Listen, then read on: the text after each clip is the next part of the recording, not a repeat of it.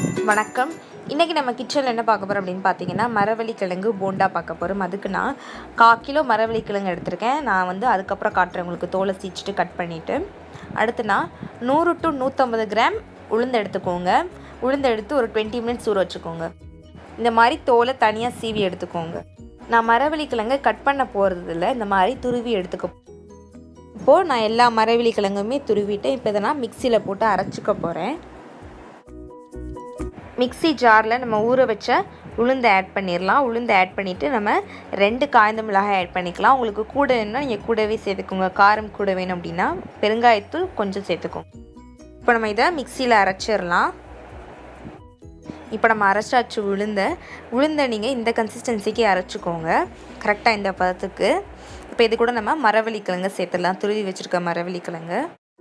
இப்போ நான் மரவள்ளிக்கிழங்கு எல்லாத்தையுமே சேர்த்து அரைச்சிட்டேன். இப்போ இது கூட நான் வெங்காயம் சேர்த்துக்கிறேன். நான் ஒரு பெரிய வெங்காயம் சேர்த்துருக்கேன். நீங்கள் சின்ன வெங்காயம் சேர்த்துக்கலாம். 10 சின்ன வெங்காயம் சேர்த்துக்கோங்க, அவ்வளோ டேஸ்ட்டாக இருக்கும். நான் சின்ன வெங்காயம் சேர்க்கலை, பெரிய வெங்காயம் தான் சேர்க்குறேன். ஆனால் சின்ன வெங்காயம் சேர்த்து தான் நல்லாயிருக்கும்.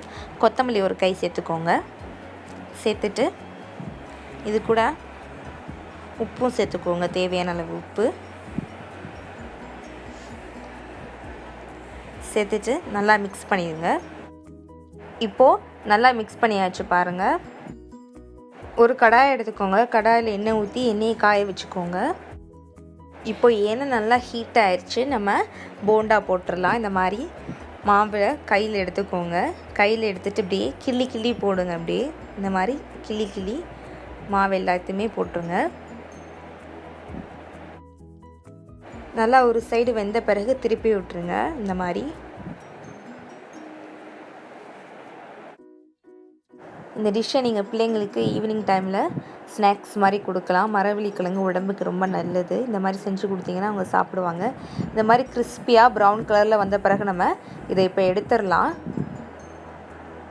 எந்திரிச்சு நல்லா இதே மாதிரி எல்லா மாவையுமே நம்ம சுட்டு எடுத்துடலாம். இப்போது சுவையான மரவள்ளிக்கிழங்கு போண்டா ரெடி ஆயிடுச்சு. பிள்ளைங்களுக்கு மரவள்ளிக்கிழங்குல கூட்டோ பொரியல் வச்சு பண்ணி கொடுத்தாலும் சாப்பிட மாட்டாங்க. இந்த மாதிரி டிஃப்ரெண்ட்டாக ட்ரை பண்ணி கொடுத்தோம்னா ரொம்ப விரும்பி சாப்பிடுவாங்க. ஸோ இதை கண்டிப்பாக நீங்கள் வீட்டில் ட்ரை பண்ணி பார்த்துட்டு எப்படி இருக்குது அப்படின்னு சொல்லிட்டு கீழே கமெண்ட்டில் ஷேர் பண்ணுங்கள். இந்த வீடியோ பிடிச்சிருந்தா லைக் பண்ணுங்கள், உங்கள் ஃப்ரெண்ட்ஸ் பார்க்கணுச்சா ஷேர் பண்ணுங்கள். மறந்துடாமல் சப்ஸ்கிரைப் பண்ணிடுங்க. தேங்க்யூ.